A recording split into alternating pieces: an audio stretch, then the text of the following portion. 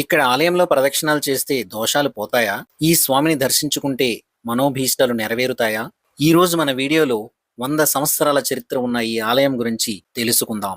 మధ్య ఆంజనేయ స్వామి ఒక చేత్తో గద, మరో చేత్తో పండు పట్టుకుని ముందుకు అడుగు వేస్తున్నట్టుగా దర్శనమిస్తున్నాడు ఈ ఆలయంలో. తెల్ల మద్ది చెట్టు త్వరలో కనిపిస్తూ భక్తుల కొంగు బంగారంగా పూజలు అందుకునే ఈ ఆంజనేయ స్వామి క్షేత్రం పశ్చిమ గోదావరి జిల్లా జంగారెడ్డిగూడెం, గురువాయగూడెంలో ఎర్రకాలువ ఒడ్డున ఉంది. స్థల పురాణం ప్రకారం రావణాసురుడి సైన్యంలో మధ్వాసుర అనే రాక్షసుడు ఉండేవాడు. సీతాన్వేషణలో భాగంగా లంకకు చేరుకున్న హనుమంతుడి పరాక్రమాన్ని చూసిన ఆయన స్వామికి భక్తుడై నిత్యం ఆరాధించేవాడు. ఆయనే ద్వాపర యుగంలో మధ్వకుడిగా జన్మించి యుద్ధంలో కౌరవ సేన తరపున పోరాడాడట. ఆ సమయంలో అర్జునుడి రథంపై ఉన్న ఆంజనేయ స్వామి చిత్రాన్ని చూసి తనువు చాలించాడు. కలియుగంలో అదే రాక్షసుడు మధ్వ మహర్షిగా పుట్టి ఈ ప్రాంతంలో ఉంటూ నిత్యం ఎర్రకాలువలో స్నానమాచరించి స్వామి సాక్షాత్కారం కోసం తపస్సు చేసేవాడట. అప్పుడు హనుమ ప్రత్యక్షమై తాను మహర్షి